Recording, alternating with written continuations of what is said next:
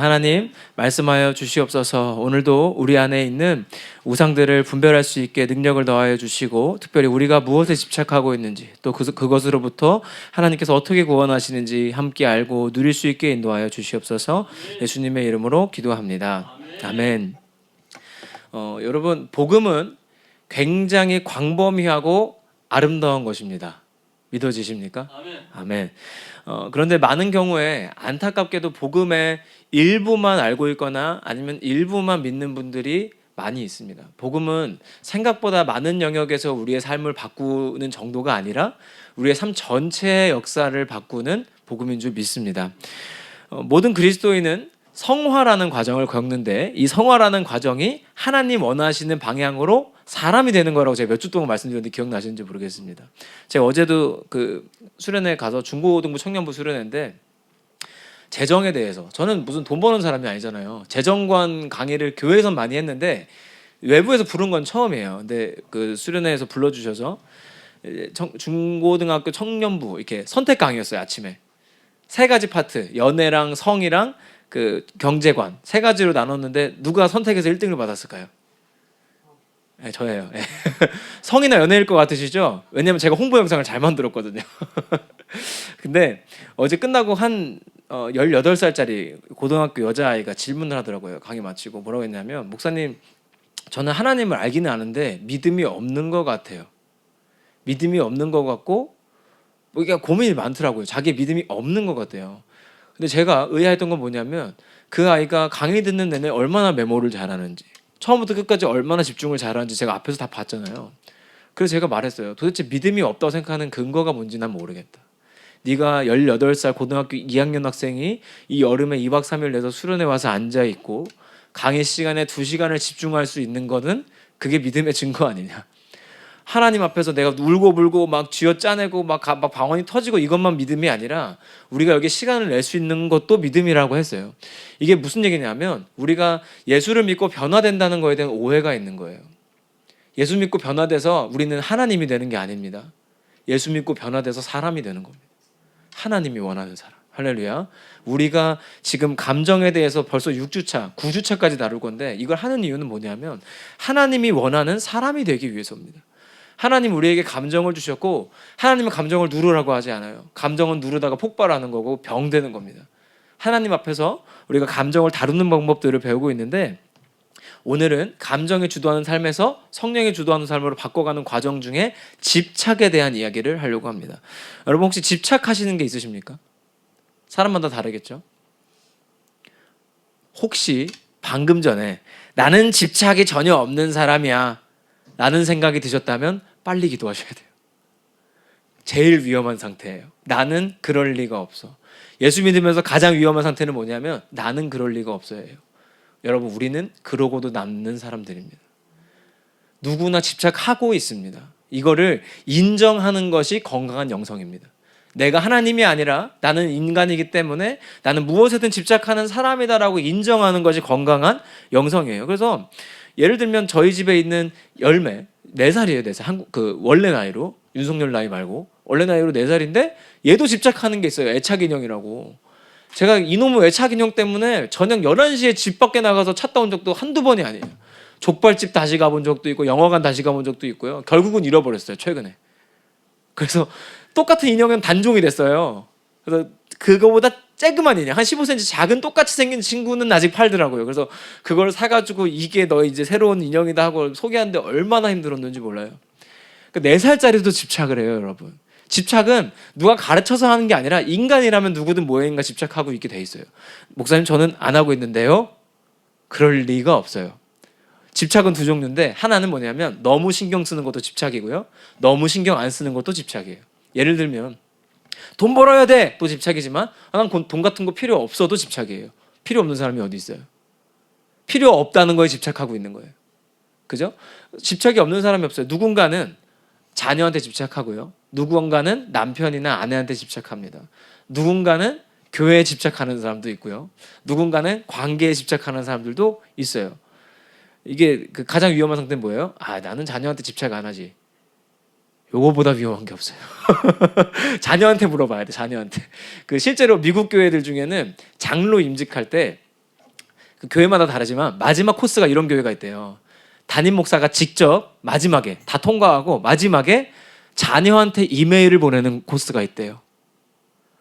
자녀한테 물어본대요. 너희 아버지가 장로해도 되는 사람이냐? 무섭죠. 장로 못 될 뻔한 분들이 꽤 많다고 하더라고요. 자녀들이 우리 아빠. 근데 답장이 이렇게 온 경우가 있대요.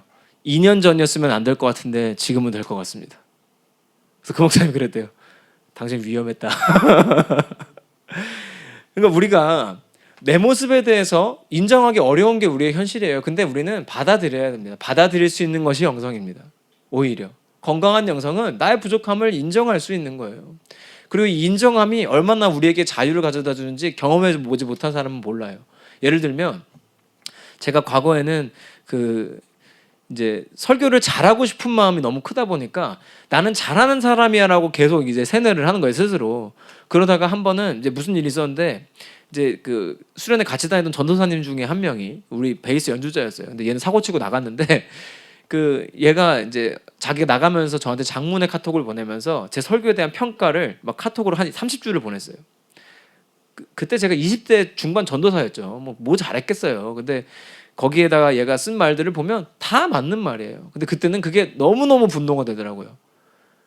지금은요, 여러분, 제가 설교 올리면 많이 막 이렇게 인스타그램이나 유튜브에 올라가면 담임 목사님 것도 그렇고 쇼츠가 올라가잖아요. 그러면은 보통 그 댓글에 악플이 많이 달릴까요? 좋은 게 많이 달릴까요? 다행히 반반이에요. 반반인데 옛날에는 그런 악플 보면 견딜 수가 없었어요. 근데 이 받아들이는 것이 영성이라는 걸 깨닫고 받아들이기 시작하니까 그게 되게 쉽더라고요. 오히려 그분들이 불쌍해 보여요. 그러니까 나도 안다. 그런 부분에 부족하다는 걸 아는데 그것만 보이는 당신이 안타까워 보이더라고요. 거꾸로. 그러니까 오히려 그 사람이 자유해지는 게 아니라 제가 자유해지는 거예요. 받아들일 수 있다면 오히려 여러분 자유해질 수 있습니다. 할렐루야. 근데 여러분 생각해보면 우리는 태어날 때부터 태어나면서 응애 나 집착해야지 하는 사람이 있습니까? 오늘 아침에 눈 뜨시면서 나 오늘도 남편을 의심할 거야. 난 오늘도 아내를 의심할 거야. 난 오늘도 돈에 목숨을 걸 거야. 하고 일어난 사람이 없죠. 근데 그 마음이 자동으로 먹어지는 이유가 있습니다. 제가 몇 주 동안 얘기 드리고 있는 건데 세 글자. 혹시 죄실금입니다. 요실금이 뭐죠? 시가 안 참아지는 거고 죄실금은 죄가 안 참아지는 거예요. 그래서 누가 집착하라고 시킨 것도 아니고 협박한 것도 아니고 내가 다짐한 것도 아니에요. 근데 집착은 자동으로 되는 거예요. 왜? 우리 안에 있는 죄가 이미 너무 많이 쌓여 있어서 이게 자동으로 나오는 거예요. 자녀한테 집착하는 게 좋을 거 없다는 거, 부모 자녀에게 좋을 거 없다는 거 모르는 부모 없습니다. 근데 여러분 젊은 부모들도 집착하는 거 아시죠? 오히려 지금 여기 계신 세대보다 지금 3, 40대 젊은 부모들이 더 집착해요. 왜냐하면 윗세대는 자녀가 못해도 3, 4명 막 이랬잖아요. 근데 지금은 한두 명이잖아요. 그러니까 3분의 1, 4분의 1 나누던 거를 2분의 1로 나누는 거예요. 외동집 아들들이 힘든 이유가 뭐냐면 한 명한테 다 집중이 되니까 얘한테 너무 기대가 커. 그러니까 자녀도 힘들고 부모도 힘든 일들이 생기는 거죠. 근데 그거 누가 시켰어요? 한 명 낳고 집착해라고 누가 시킨 거예요? 아무도 시킨 사람이 없어요. 근데 왜 집착하냐? 죄실금이라는 거죠. 근데 오늘 성경에서 만나는 이 사람도 아주 집착을 하다가 그 집착에서 벗어나서 행복을 찾은 한 사람을 만납니다. 누구냐면 레아라는 사람입니다. 야곱과 야곱의 주변 인물들을 통해서 감정을 살펴보고 있는데 레아는 누구냐면 야곱의 엄마는 아니고요. 야곱의 아내죠, 아내. 아내인데 첫 번째 아내예요. 근데 여러분도 잘 아시겠지만 야곱이 사랑한 여자는 레아가 아니라 라헬입니다. 라헬을 얻기 위해서 노동을 했고 결혼을 했는데 실수해가지고 레아랑 결혼을 했죠. 그죠? 레아가 먼저 결혼을 했어요. 한번 생각해 보세요. 그 지난주에도 설교할 때 말했는데 성경에서 레아를 표현할 때 시력이 약하다 그래요. 우리 여자분들 아무리 여러분이 나이가 드시고 해도 누가 예쁘다 그러면 좋지. 누가 날 설명하는데 그분 어때? 시력이 약해. 기분 나쁘지 않으세요? 근데 라헬은 곱고 아립다. 라헬은 예쁘대요.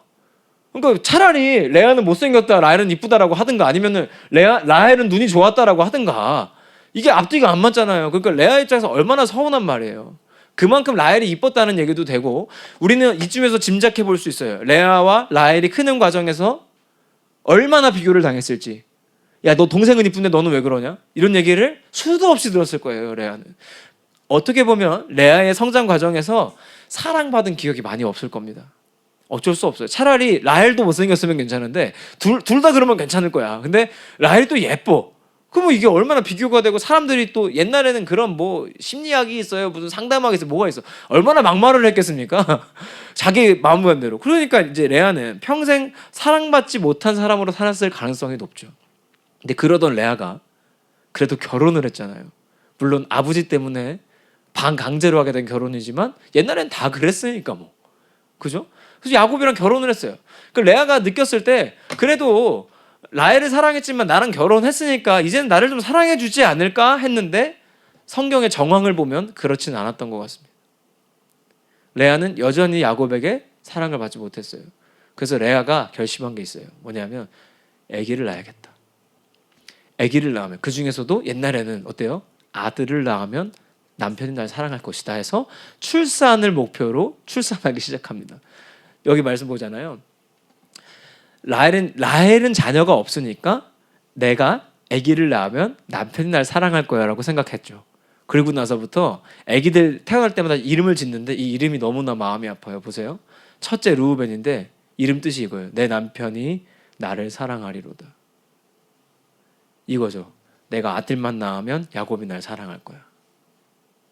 근데 르우벤을 낳는데 됐을까요? 안 됐을까요? 안 됐다는 증거가 여기 있죠. 둘째 이름이 뭐냐면 시므온인데 내가 사랑받지 못함을 들으셨으므로 내게 이 아들도 주셨도다. 여전히 사랑을 못 받고 있어요. 그래서 하나를 더 낳아요. 그게 레위인데 내 남편이 지금부터 나와 연합하리로다. 여자분들 너무 마음 아프지 않으세요? 애를 낳는데 유일한 목적은 뭐냐면 야곱에게 사랑받는 거예요. 내가 아들을 낳으면 야곱이 날 사랑할 거예요. 내가 아들을 낳으면 야곱이 날 사랑할 거야. 둘을 낳으면, 셋을 낳으면 날 사랑할 거야. 마음 먹었어요. 우리는 이 레아의 마음을 통해서 우리의 마음을 비춰볼 건데요. 제가 우상을 분별하는 방법 3가지를 알려드렸었습니다. 돈과 시간과 감정을 내가 어디에 쓰고 있는지를 보면 내 우상을 볼 수 있다 그랬어요. 그러면 레아의 우상은 무엇입니까? 일단 출산이죠. 레아는 출산을 하기를 원해요. 근데 그 이유는 뭐냐면 출산을 하고자 하는 것에 집착하는, 출산의 우상이 된 이유, 그 밑에 있는 더 마음 깊숙이 있는 문제를 보면 집착이죠. 뭐에 대한 집착일까요? 남편의 사랑에 대한 집착이죠. 나는 남편의 사랑을 받아야 돼. 난 어릴 때부터 사랑을 못 받았으니까 남편의 사랑을 받으면 행복해질 거야 라는 마음이 마음속 깊숙이 있는 거죠. 겉으로만 보면 출산에 미친 사람 같지만 사실은 남편의 사랑이 고픈 한 여성의 마음인 거죠. 어릴 때부터 사랑받지 못했던 레아가 남편의 사랑을 받고 싶은 욕구가 드러난 것뿐이죠. 그러면 남편의 사랑을 받고 싶은 이유는 뭐예요? 이제 미움을 그만 받고 싶은 거예요. 어릴 때부터 비교당하고 너 못생겼어. 너 동생은 예쁜데 왜 그래? 하면서 자랐던 그 시간들과 결혼을 했음에도 남편의 사랑을 받지 못한 거에 대해서 보상받고 싶었겠죠. 미움받는 거에 대해서 해결받고 싶었을 거죠. 결국은 뭐예요? 사랑의 부족으로부터 오는 거죠. 자, 그러면 저 사랑이 부족하니까 출산에 지금 집착하고 있는 거거든요. 그러면 이 집착의 현상을 해결하기 위해서는 뭘 해결해야 되는 거예요? 사랑의 부족을 해결해야 돼요. 그럼 레아의 선택이 맞는 거 아닙니까? 남편의 사랑을 받기 위해 최선을 다하는 거 맞는 거 아니에요? 근데 문제는 뭐예요? 뜻대로 안 된다는 거죠. 가장 큰 문제는 뭐냐면 남편의 사랑을 내가 조정할 수 없다는 거예요. 그러면 저 사랑 부족은 원래 뭘로 채워야 돼요? 하나님의 사랑으로 채워야죠. 할렐루야. 그러니까 레아가 출산에 집착한 이유는 하나님의 사랑으로 충분하지 못했기 때문입니다. 하나님의 사랑으로 충만했다면 남편이 날 사랑하지 않아도, 내가 아들을 낳지 않아도, 내가 이 남편으로부터 엄청난 사랑을 받지 않아도 괜찮았을 거예요. 그런데 그게 힘들었던 이유, 출산에 집착할 수밖에 없었던 이유는 뭐냐 하면 내가 출산을 하면 남편이 날 사랑할 것이고 내 이 사랑 부족이 해결될 거야 라고 생각했기 때문이죠. 우리는 많은 경우에 이렇게 하고 있어요. 내게 부족한 게 있는데 이 부족한 것만 채워지면 내 집착하는 이 마음이 사라질 거야. 내가 너무 집착해서 힘든 이 마음이 사라질 거야. 내가 어릴 때부터 가난해서 돈을 많이 벌고 싶은 이 마음은 당연한 거야. 이 마음이 사라지겠죠. 뭘로부터? 하나님의 사랑으로 채워짐으로부터. 할렐루야. 우리는 집착의 대상이 많이 있습니다. 레아처럼 남편 혹은 애정인 사람들도 있고 자녀인 사람들도 있고 자녀의 모든 것을 알아야 되는 사람들도 있어요. 너의 일거수일투족, 너의 스케줄, 너의 친구들 이름 다 알아야 되는 사람들도 있어요. 돈에 집착하는 사람들 이 시대에 너무 많죠. 그리고 젊은 세대한테는 이미지에 집착하는 사람들 너무 많죠. 부자가 되려는 게 아니라 부자처럼 보이고 싶어하는 사람들, 인기가 많아지는 게 아니라 인기가 많아 보이고 싶어하는 사람들, 운동을 하는 게 아니라 운동을 하는 것처럼 보이기 원하는 사람들, 이미지에 집착하는 사람들 너무나 많고 그것 때문에 고통당하고 있거든요. 하나님께서 그 집착으로부터 우리를 구원하실 수 있는 분입니다. 할렐루야. 그래서 제가 이 청년들한테 이 말을 많이 해요. 우리의 스펙이 유의미해지는 타이밍은 그것이 구원이 아님을 깨달았을 때다. 뭐냐면 내가 직장에, 좋은 직장에 들어가면, 대기업에 들어가면 나는 행복해질 거야라는 마음이 사라져야 대기업이 의미가 있어진다고요. 왜? 들어가봐야, 거기에 집착해봐야 그렇지 않을 테니까. 내가 출산을 하면 남편이 날 사랑할 거라고 생각했지만 그렇지 못한 것이 현실이었거든요. 얼마나 힘들었을까요? 대기업에 들어가면 난 많은 연봉 받고 인기 많아지고 많은 사람에게 사랑을 받을 거야 생각했는데 그때뿐이야. 얼마나 힘들었을까요? 자녀한테 집착하면 이 자녀가 커서 나한테 효도할 거야. 이 자녀가 커서 나에게 다 갚아줄 거야. 여러분 갚아주던가요? 불효자식이 안 되면 당해지죠. 그죠? 우리의 집착의 결과는 사실 그대로 되는 적이 없습니다. 집착의 결과로 행복해지는 사람은 누구도 없어요. 그러나 우린 누구나 집착하고 있어요. 그렇다면 우리는 이 집착의 근원을 드러내서 그 문제를 해결하면 해결될 것입니다. 할렐루야. 오늘 레아를 통해서 살펴본 건 뭐였냐면 하나님의 사랑으로 충분하지 못한 게 집착의 형태로 드러난 거예요. 돈에 목숨 거는 사람들도 여전히 하나님의 사랑이 부족한 것이고요. 자녀에게, 남편에게, 아내에게 목숨 거는 사람들도 여전히 사랑이 부족하기 때문이죠. 하나님의 사랑이. 여러분 레아가 결국은 어떻게 되는지 아세요? 레아가 계속 불행하게 사는 게 아니에요. 그리고 안타깝게도요. 야곱의 대를 이룬 사람이 누구죠? 아브라함, 이삭, 야곱, 요셉이죠. 요셉은 라헬의 아들입니다. 야곱은 끝까지 라헬을 사랑했습니다. 근데 레아가 평생 불행하게 살았나? 아닙니다. 마지막 절에 이렇게 고백했어요. 이제는 여호와를 찬송하리로다. 그 아들의 이름이 유다고 유다에서 이제 출산이 멈춥니다. 이 사이에 무슨 일이 있었는지는 몰라요. 성경에 안 나와요. 셋째를 낳고 넷째를 낳는 이 사이에 무슨 일이 있었는지 성경에 나오진 않지만 분명한 건 뭐냐면 레아가 야곱의 사랑과 관계없이 내가 여호와를 찬양하리로다 했을 때부터 문제 해결되고 놀라운 은혜가 있어요. 뭐냐면 예수님이 무슨 지파인지 아세요? 유다 지파. 요셉은 아니었지만 예수 그리스도는 레아의 후손인 거죠. 할렐루야. 여호와를 찬송하리로도 고백했던 레아를 통해서 하나님은 일하실 수 있었던 거예요. 우리가 여기까지 들으면 또 다짐이 되시죠? 어떤 다짐이 되세요? 그래, 내가 이제 하나님의 사랑으로 충분히 채워서 집착하지 않아야겠다. 무엇에도 집착하지 않아야겠다. 여러분 그 마음을 빨리 버리세요. 우리는 이 문 밖에 나가면서 오늘 점심 먹으면서 바로 까먹으실 거예요. 그죠? 지난주 설교 기억나시는 분 저한테 말씀 좀 해주실래요? 제가 저번에도 말씀드렸죠? 월요일에 물어봐도 모르더라니까요. 월요일에. 내일 물어봐도 모르더라고요. 우리는 의지가 약하고요. 기억력도 약합니다. 우리 오늘 다짐하고 내가 뭐에 집착하는지 막 생각해보고 고민해서 그래, 내가 그거에 집착해서 뭐해. 이제는 하나님의 사랑으로 충분해야지. 결심하고 다짐해도 안 됩니다. 못할 겁니다. 저도 못합니다.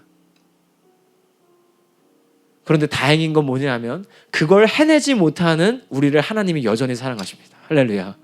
그걸 해내니까 우리를 사랑하시는 게 아니고 그걸 해내지도 못하는 우리를 여전히 사랑하십니다.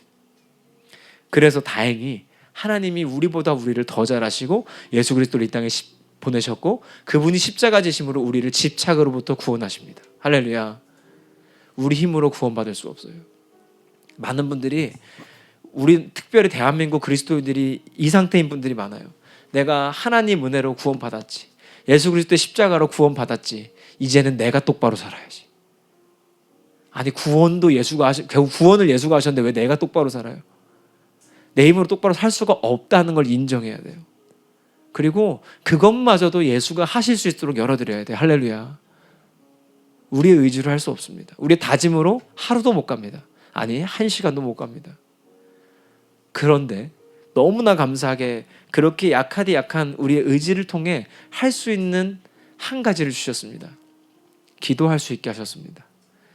제가 지금 6주째 7주째 말씀드리고 있는 기도는 하나님 제가 또 집착했습니다. 집착 안 하게 해주세요 라는 기도가 아니에요. 하나님 앞에 솔직하게 기도하는 거예요. 이렇게, 하나님, 저는 집착하는 사람입니다. 하나님이 원하는 기도는 굉장히 솔직한 기도예요. 있는 그대로 말씀드리는 거, 답을 짓지 않는 거, 답을 정해놓지 않고 그대로 기도하는 거. 여러분, 뭐 금요 심야 집회나 뭐 새벽 기도 때나 매번 이렇게만 기도하라는 게 아니에요. 우리가 이 말씀 듣고 나가시면 생각날 때가 있을 거예요. 내가 이거에 집착하고 있구나가 발견될 때가 있으실 거예요. 그때 기도하세요. 발견될 때, 하나님, 제가 이거에 집착하는 사람이네요. 저도 굉장히 집착이 강한 사람이에요. 예를 들면 무슨 장비를 하나 사야 돼, 교회에서. 그러면 그 생각에 끝을 못 내는 사람이에요. 제가 이거 지금 여기 성전 지으면서 또 담임 목사님이 결정하실 것도 있지만 제가 결정해야 되는 것들도 있거든요. 그러면은 그거 결정하면서 너무 힘들어요. 하루 종일 여기에 음향 장비 목록이 지나다니고 조명 장비 목록이 지나다니고 그림이 계속 지나다녀요. 집착적이죠. 머리가 너무 복잡해서 하루가 너무 짧아요. 하루 종일 분주하고, 바쁘지 않은 날에도 분주해요. 쉬는 날에도 분주하고. 힘들지 않겠습니까? 어렵습니다. 쉽지 않습니다. 그런데 그때마다 요즘 제가 선택하고 있는 건 뭐냐면, 하나님, 제가 또 분주합니다. 하나님, 제가 또 그것에 집착하는 사람입니다. 어떻게든 교회 돈 소중하게 쓰고 싶은 마음, 나쁜 마음 아니지만 그것에 집착하는 것은 하나님, 제 솔직한 모습입니다. 하나님, 도와주세요. 그냥 이 기도 하잖아요. 여러분, 여기서 자유가 옵니다. 할렐루야. 내가 아닌 척하는 데서 자유가 오는 게 아니라 내가 인정하는 데서 자유가 오는 거예요. 우리는 그동안 너무 많이 아는 척하고 눌러왔어요. 그래서 예수가 십자가 지셨지만 감정으로부터 구원은 내 힘으로 받으려고 했던 거예요. 힘들면 힘들어하지 말라 그러고, 슬프면 슬퍼하지 말라 그랬던 것이 우리의 과거의 모습이라면, 이제는 슬프면 슬프다고 하나님께 기도할 수 있고, 집착이 되는 것이 있으면 집착하고 싶다고, 집착이 된다고 하나님께 기도할 수 있는 것이 우리의 놀라운 특권인 줄 믿습니다. 하나님은 예수 그리스도를 통해 우리에게 천국 가는 티켓을 주셨지만 집착으로부터 벗어날 수 있는 영원한 사랑도 허락하셨습니다. 하나님이 집착으로부터 괴로워하는 우리의 모습을 알고 계십니다. 돈에 집착해서 괴로운 사업가의 마음을 아십니다. 취직에 집착해서 힘든 청년들의 마음을 아십니다. 사역에 너무 집착해서 힘든 목사의 마음을 아십니다. 우리가 하나님께 솔직하게 고백하고 나아갈 때 우리의 방법으로 구원받을 수 없었던 그 문제로부터 예수 그리스도가 구원하실 줄 믿습니다. 우리 있는 모습 그대로 기도할 수 있길 소망합니다. 눈 감아 보실래요?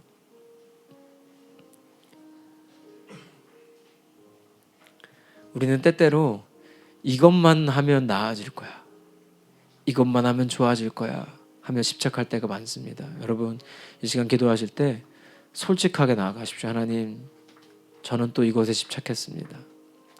지난 한 주간도 집착했고 여전히 그 마음이 듭니다. 그러나 예수님께서 이것으로부터 구원하실 줄 믿습니다. 함께하여 주시옵소서. 기도하겠습니다.